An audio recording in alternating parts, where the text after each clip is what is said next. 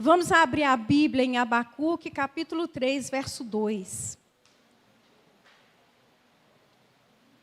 A Carla começou hoje o culto falando sobre o derramamento do Espírito Santo, né? E que assim seja, né? Nesses nossos dias, em nome de Jesus. Podemos ler? Senhor, ouvi falar da tua fama, temo diante dos teus atos, Senhor. Realiza de novo, em nossa época, as mesmas obras.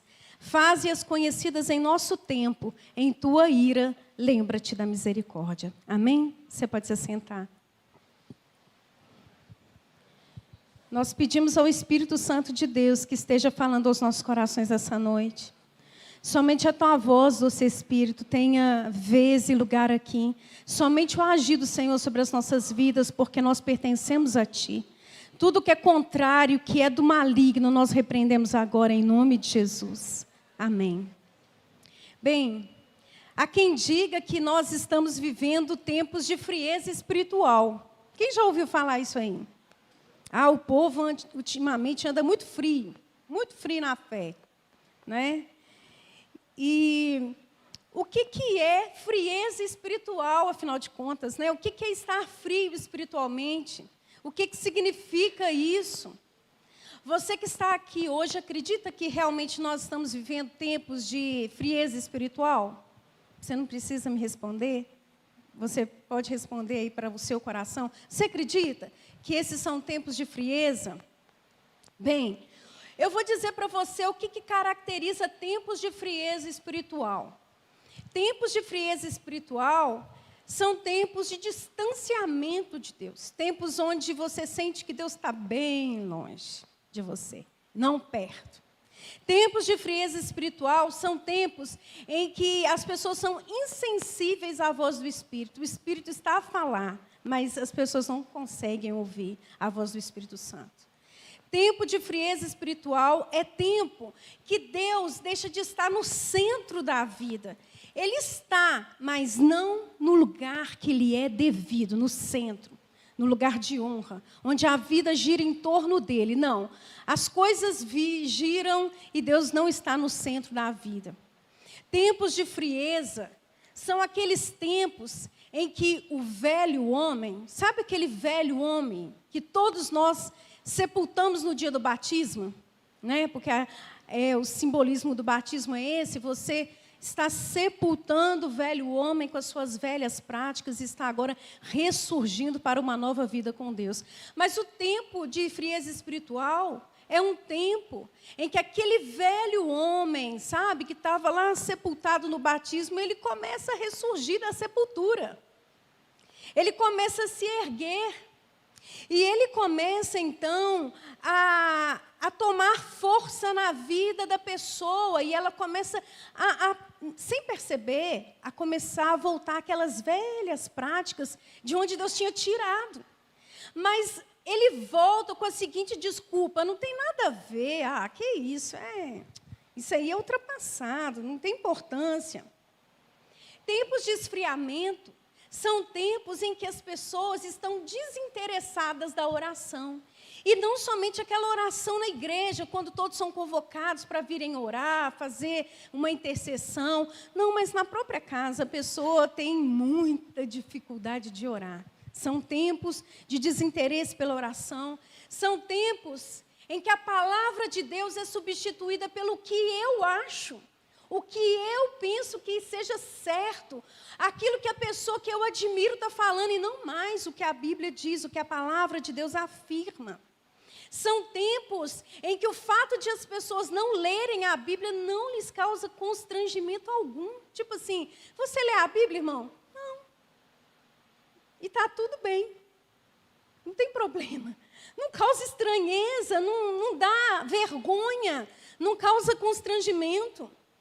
Tempos de frieza espiritual são tempos em que os nossos encontros, as nossas reuniões, não passam de meros cultos, onde as pessoas têm um compromisso simplesmente religioso, eu tenho que ir lá assistir o culto, ver se o culto hoje está bom ou não.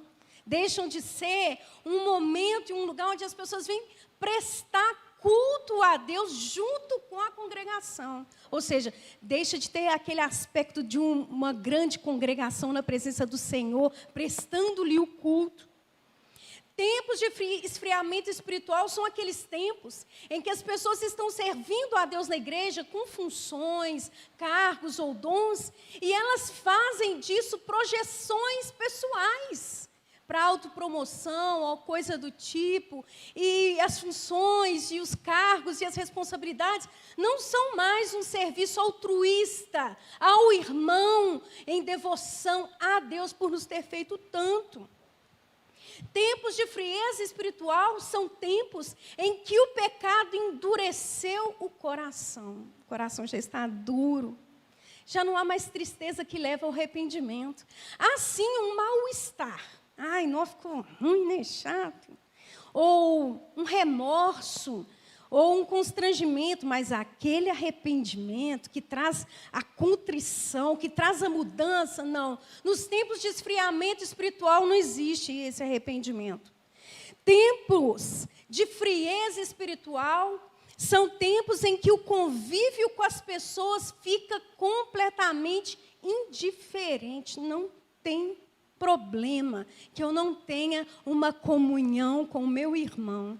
Tempos de esfriamento espiritual são tempos em que as pessoas passam a ser frias, a serem calculistas, a serem aquelas estranhas dentro da sua própria família. Eu não estou dizendo nem no âmbito da igreja, mas as pessoas ficam diferentes, estranhas, dentro da sua própria casa, sabe? Muitas vezes são tempos onde as pessoas perdem um afeto. O afeto umas pelas outras, às vezes até dentro do próprio lar, entre esposa e marido, filhos. Perde-se o afeto.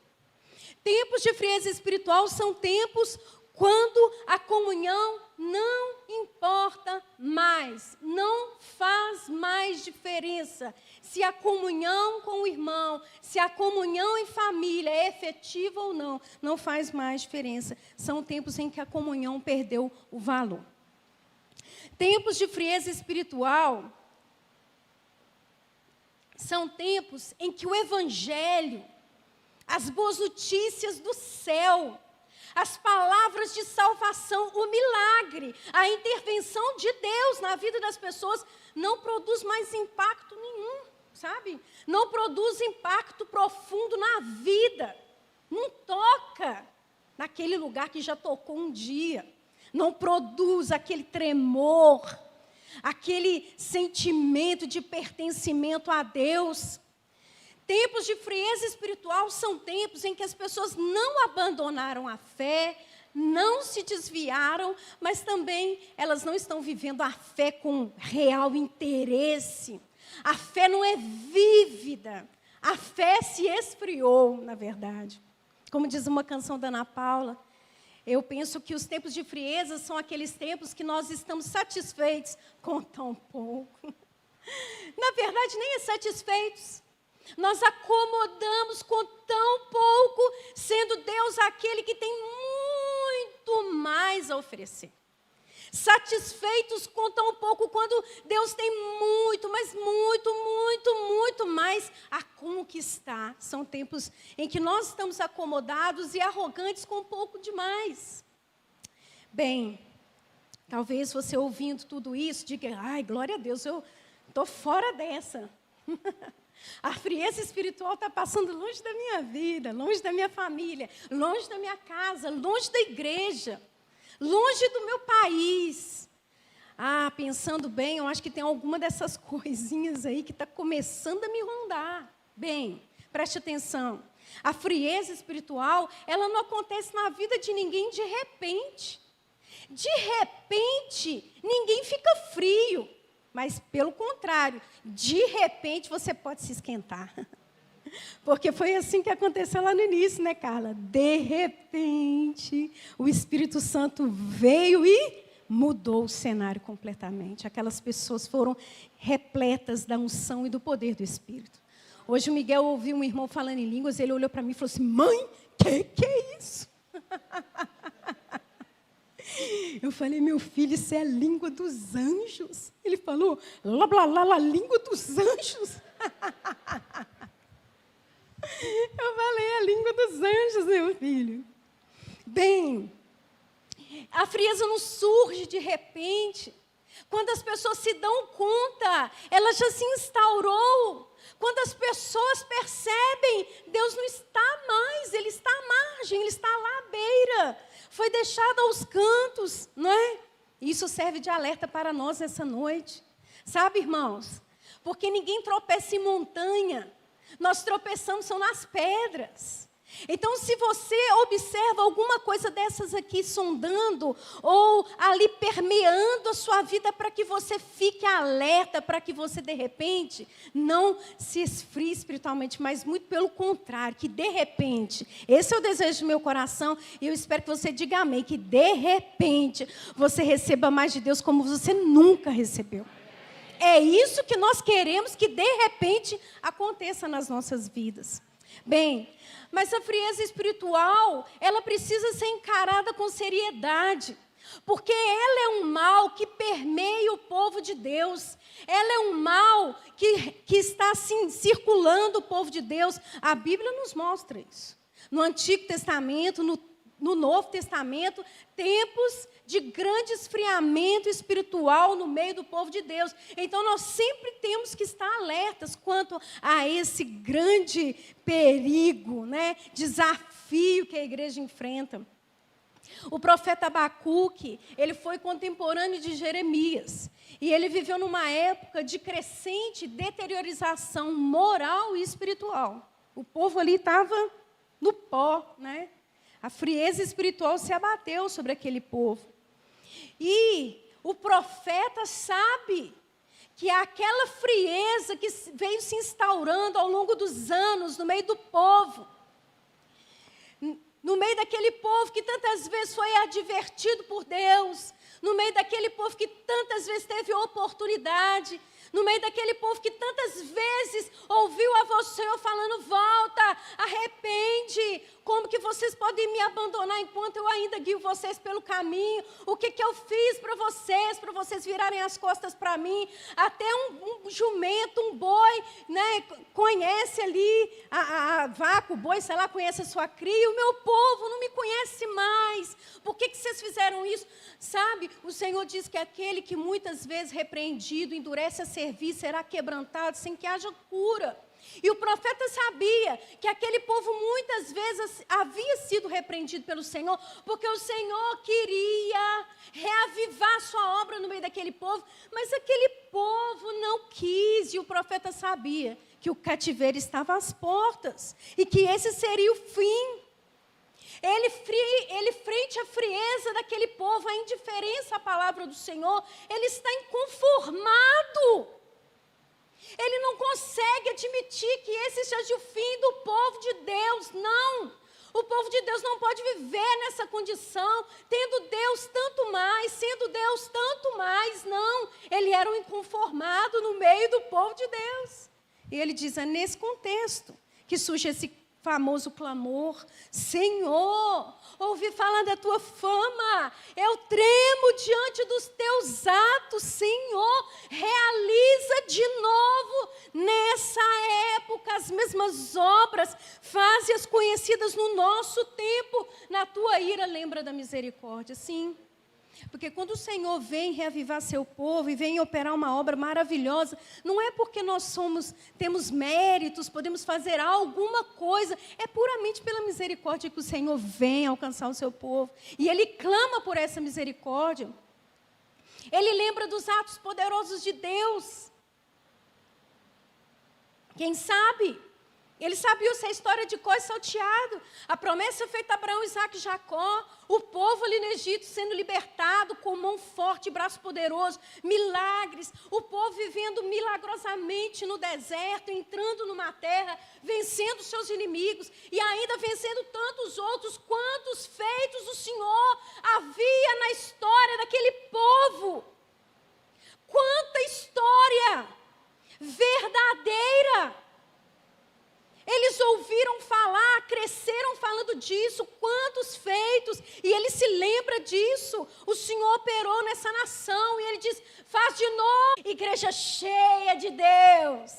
igreja vibrante, igreja transbordante, igreja viva, igreja com poder, poder de Deus, não poder humano, mas poder sobrenatural, unção do alto, intervenção divina, igreja ousada, igreja corajosa, intrépida, cheia de sinais, milagres. Ah, Senhor, prodígios, maravilhas, igreja que cai na graça do povo e que cai na graça de Deus. Essa é a nossa origem.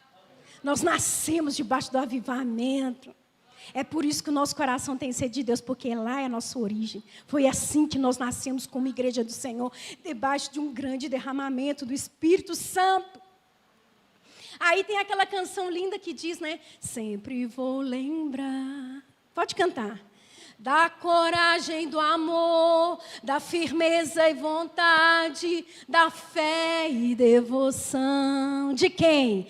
Da igreja do tempo de Paulo, de Pedro e João. Olha que mídia maravilhosa.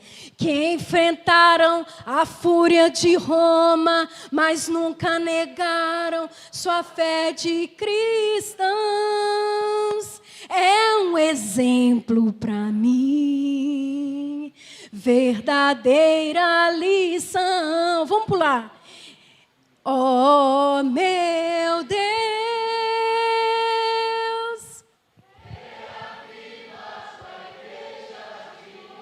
Oh, meu Deus.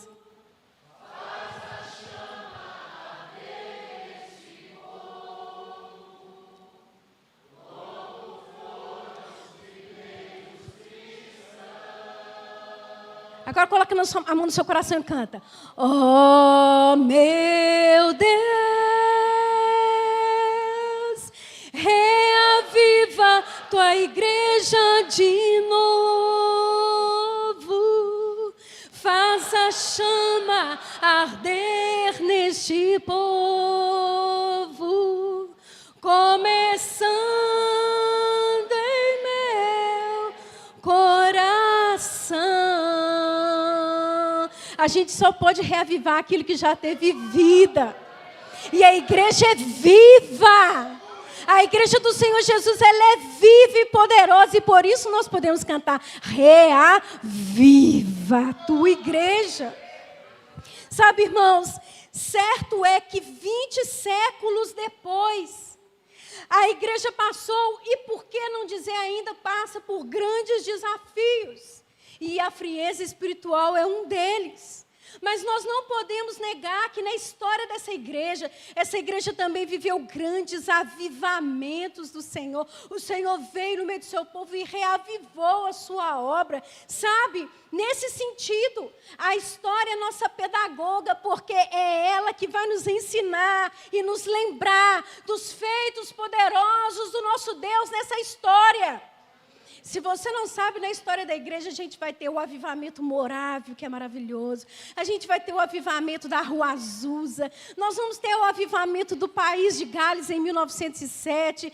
E tantos outros, porque a história está cheia de avivamentos do Senhor no seio da sua igreja.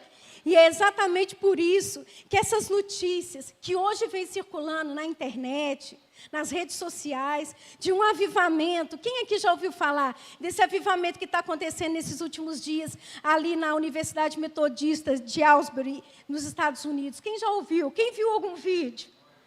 Meus irmãos, essas notícias só podem encher o nosso coração de alegria e gratidão a Deus. O culto lá começou dia 8 de fevereiro e até agora não acabou e não vai acabar. Nós não queremos que ele termine. Começou assim de uma forma muito simples, os irmãos se reuniram para o culto, de repente o culto terminou, alguns jovens vieram à frente, começaram a confessar pecados e de repente a presença de Deus invadiu o lugar. E o povo que estava indo embora começou a voltar. E a igreja não cabe mais ninguém, existem filas quilométricas de pessoas que estão vindo do mundo inteiro para ir ali ver o avivamento que está acontecendo naquele lugar. Meus irmãos, esse avivamento nesse tempo, onde tantos se perderam, onde tantos se encontram completamente frios, são um lembrete de que Deus ainda continua tratando com o seu povo e que Ele ainda visita o seu povo povo com familiaridade. Ele ainda é Pai, é Deus e é Senhor desse povo. Mas, enfim, o que são os avivamentos? O avivamento é um romper do Espírito Santo sobre a igreja. Eu estava pensando hoje, meu Deus, o que é avivamento? O avivamento é quando dá um racha no céu, o Espírito Santo vem como uma tromba d'água, sei lá, e inunda, sabe? Ele invade. O avivamento é quando o Espírito Santo renova. O avivamento é quando o Espírito Santo reaviva. É quando ele desperta a igreja sonolenta, abatida, corrompida pelo pecado. E ele revitaliza novamente. E ele vivifica. O avivamento são ações e moveres de Deus no meio do seu povo, tratando de forma íntima e pessoal. E nós experimentamos mais de Deus. É Deus inundando o seio da sua igreja. É Deus fazendo com que nós venhamos experimentar mais dele. Avivamento é o sopro de Deus sobre a sua igreja. É o seu ruá, não é o sopro do Espírito. É o seu ruá no meio do seu povo. É o seu sopro. O avivamento é uma obra poderosa do Espírito Santo. É um motor de coisas novas e extraordinárias que Deus irá realizar. É um sinal que Deus irá operar grandes coisas. John Stott diz: reavivamento é uma visitação inteiramente sobrenatural do Espírito soberano de Deus, pela qual uma comunidade inteira toma consciência da sua santa presença e é surpreendida por ela. Meu Deus! Avivamento, meu irmão, é quando a presença de Deus invade esse lugar. Aqui não tem quem consiga ficar nem sentado. Você se esborracha no chão, cara no pó. O temor da presença de Deus nos traz esse quebrantamento, essa reverência automática. Esse debruçar-se sobre a grandeza de quem Ele é. É essa presença do Espírito Santo vindo, sabe, de uma forma surpreendente sobre nós. Irmãos, ele diz: os inconversos se convertem do pecado, arrependem-se e clamam por misericórdia, geralmente em números enormes e sem qualquer intervenção humana. Não precisa falar nada, não. O povo já começa a levantar a mão e aceitar Jesus. A pessoa já começa a se arrepender. As reconciliações começam a acontecer. É uma coisa sobrenatural. É um mover do Espírito Santo sobre o seu povo. Os desviados são restaurados. Os indecisos são revigorados. E todo o povo de Deus, inundado de um profundo senso de majestade divina, manifesta em suas vidas o multifacetado fruto do Espírito, dedicando-se às boas obras. Irmãos, é por conta disso que as pessoas começam a retornar à palavra de Deus, à oração, à confissão e às obras. E é por isso que o que hoje está acontecendo ali nos Estados Unidos é tão importante e significativo para nós, porque apesar de tamanho esfriamento espiritual que está permeando a vida de tantas pessoas, tão característico desse tempo pós-pandemia, Deus está visitando um povo nessa terra e os está inundando com a sua presença. Meu irmão, isso é para nós, isso é na nossa geração. Nós precisamos viver isso de Deus. Está acontecendo lá, não é para a gente ficar aqui chupando o dedo e falar: poxa vida, vamos para lá. Que glória, o que aconteceu, o que a gente pode fazer para copiar? Não, isso é para que nós venhamos saber que existe isso de Deus para nós hoje. Nós podemos viver. Mas como que isso acontece? Antes de Deus acender a chama, Ele prepara um instrumento. É assim. Quando Deus começa um avivamento, Ele não trabalha primeiro com a igreja como um todo. Inicialmente, Ele escolhe ali pessoas. 1, 2, 3, 4, não sei quantas. Ele escolhe pessoas com paixão por Ele, com encargo, com peso no coração pela presença dEle. Ele escolhe pessoas disponíveis, que estão desejosas demais de Deus, que estão orando: Deus, eu quero mais, que estão se santificando: Deus, eu quero mais, Senhor, existe mais do Senhor para mim, que estão buscando a sua santidade. Essas são instrumentos. Ele usa pessoas que estão querendo queimar de amor por Ele. Os olhos do Senhor estão buscando essas pessoas que queiram arder de amor pelo seu amado. É através da vida delas, daqueles que têm sede, que estão clamando mais de Deus, dos inconformados, daqueles que estão dizendo, não é só isso, tem mais para nós, que não estão insatisfeitos, que não estão satisfeitos, que não estão indiferentes, mas que estão pedindo mais de Deus. E aí, quando Deus derrama sobre eles, a chama se espalha rapidamente. Não foi assim lá em Asbury, nos Estados Unidos? Não foi assim na história de todos os avivamentos? Deus sempre usou aqueles que estavam com sede por mais dele. E através da vida desses instrumentos, a igreja toda entrou em chamas.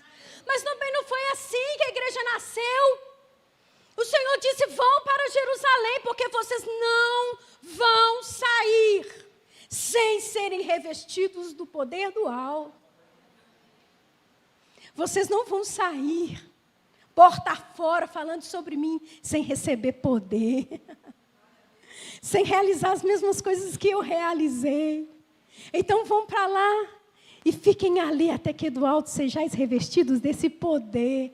E quando vocês receberem desse poder, todos vão ficar sabendo, e aí vocês vão poder sair. E vão sair intrepidamente, corajosamente, milagrosamente. Foi assim que começou e também não é assim, diferente nos nossos tempos. Por isso que eu te digo, você, meu irmão e minha irmã, que tem, assim, ouvido a voz do Espírito para que você se santifique, que tem ouvido o Espírito Santo te chamar para mais intimidade com Ele, que tem ouvido o Senhor te chamando para a oração, que tem ouvido o Senhor impelindo seu coração para a busca. Deus está querendo te usar como instrumento para avivar as suas obras nesses dias. Você será instrumento para um derramar incomum do Espírito Santo. Ah, mas nós já não temos o Espírito, sim. Mas ele já não opera no nosso meio, sim. Mas eu estou falando de um derramamento incomum, que ainda não foi visto. Algo que nós, Igreja Batista Betel, ainda não experimentamos. É algo novo. É um derramar. Mas existe. Ouça o relato de uma das reuniões que ocorreram no avivamento de Gales em 1907. Um dos homens que foi instrumento, Robert Evans, ele disse para uma multidão de 1.800 pessoas, vamos orar. Foram as únicas palavras que ele conseguiu pronunciar, porque em seguida, as 1.800 pessoas que estavam no auditório, todas começaram a orar ao mesmo tempo. Todas. Logo se ouviu um homem dizer, Deus, dá-me outra chance, eu vou acertar tudo que está errado na minha vida. Outra mãe clamava pelo seu filho que saiu da sua casa e nunca mais voltou. Outro estava entregando a sua vida ali para o campo missionário.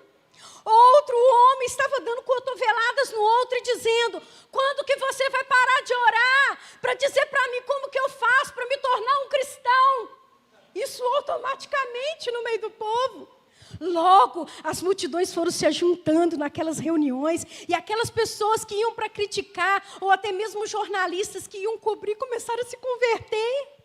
As pessoas diziam, eu nunca vi a igreja cantar de uma forma tão impressionante, maravilhosa. Não tinha ensaio, não tinha líder de louvor, não tinha ministro, não tinha instrumento. Eram somente vozes cantando espontaneamente a Deus. Eu nunca vi uma igreja cantar daquele jeito. Num certo sentido, o avivamento é a igreja cantando. Mas é a canção que veio lá do céu, que o Espírito trouxe e colocou na boca da igreja para ela cantar. O avivamento é a igreja cantando a canção do céu. O avivamento é quando a igreja achou a sua canção.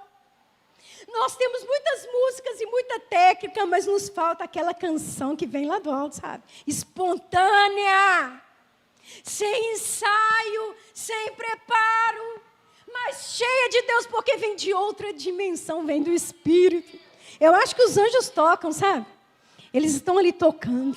E a igreja está cantando, e aquele negócio é uma coisa fantástica. Nós vivemos na esperança de que em breve o Senhor vai visitar a Igreja Batista Betel. Eu não vou dizer o povo de Deus, não. Eu vou dizer a Igreja Batista Betel. Nós vivemos na esperança. Você tem essa esperança? Eu tenho. Eu tenho. Eu tenho essa esperança de que nós ainda vamos experimentar esse derramar do Espírito Santo sobre a igreja do Senhor. A canção do céu virá para os nossos lábios e nós vamos cantar ainda uma canção que nós ainda nunca cantamos a Deus. Ela ecoará dos lábios do seu povo, Senhor, para a sua glória. Ele nos dará essa canção e quando ela for cantada, todos saberão, todos. O avivamento, meu irmão, produz efeito na sociedade. Porque o que acontece aqui dentro tem o poder de transformar o mundo. Tantas pessoas desconsideram tanto os nossos momentos em reunião. Mas preste atenção, somos instrumentos e é aqui que somos afiados. O que acontece aqui dentro tem o poder de mudar tudo lá fora. Não é o contrário. Não é tudo lá fora que muda tudo aqui dentro, não. É tudo aqui dentro que muda tudo lá fora. Foi assim que começou. A igreja começou poderosa de dentro para fora. Ela começou a ser conhecida de dentro para fora. E não o contrário. E não será diferente conosco. A história do avivamento de Gales relata que o grande vício da sociedade daquela época era a bebida. E os bares foram se esvaziando, muitos faliram. Houve quedas marcantes nos índices de criminalidade. As famílias foram sendo transformadas porque os homens foram deixando os bares, foram voltando para suas casas, ficando com as suas esposas, com os seus filhos. Diz que houve um batismo de honestidade no meio da sociedade. Olha que lindo! Isso é resultado que aconteceu dentro da igreja. Houve um batismo de honestidade, de perdão, de reconciliação, ao ponto de os tribunais não terem mais casos para serem julgados. Que milagre no nosso país, que nós produzimos quando estamos aqui, olha. Eu não tenho nada contra as pessoas que se manifestam nos seus direitos, sabe? Que as pessoas vão para qualquer lugar manifestar seus direitos. Mas eu confesso para os irmãos que eu queria ver os irmãos, as pessoas vindo era para a igreja. Eu queria ver as pessoas fazendo plantão aqui na porta da igreja. E que as pessoas trouxessem comida para o povo que estava aqui, ó, que resolveu fazer acampamento aqui e clamar a Deus. Que por intermédio da igreja essa sociedade vivesse uma vida diferente da que ela vive. Eu queria que isso acontecesse aqui. Eu queria que as vigílias fossem ininterruptas aqui dentro. Sabe? E que o nosso clamor não fosse pela justiça humana, mas pela justiça divina. Que o nosso desejo não fosse pela intervenção do homem, mas pela intervenção de Deus, porque nós sabemos o que Deus é poderoso para fazer. Sim, era isso que eu desejava do fundo do meu coração. Mas respeito, sabe, a liberdade democrática de todas as pessoas. Mas o meu coração desejou ver um povo que foi buscar o seu Deus como último recurso, como o único e mais poderoso. A polícia da época ficou ociosa. E sabe o que a polícia começou a fazer? Começou a reunir para cantar nas igrejas. Olha só que eles tocam, né? Isso que você ouviu não aumenta a sua fome e sede por uma genuína visitação de Deus nos nossos dias? Isso que você ouviu não fala, faz de novo. Faz de novo. Agora você entende a importância do que está acontecendo lá nos Estados Unidos? Talvez você olhou para isso e falou, fogo de palha. Não, não é não, irmãos. Tem alguma coisa acontecendo ali. E nós, como povo de Deus, não podemos ser incrédulos, indiferentes, porque foi assim que a igreja começou. Eu me lembro da canção. O meu coração tem anseio de ver tua glória, enchendo a terra como as águas cobrem o mar. de ver se cumprindo na igreja a promessa que diz: aquele que crê, obras ainda maiores fará. O muito que nós temos visto não passam de gotas diante daquilo que podes e queres fazer. Ó, faz chover, Senhor, águas que reguem a terra, que façam brotar as sementes, frutos de um avivamento. Ó, faz chover, Senhor.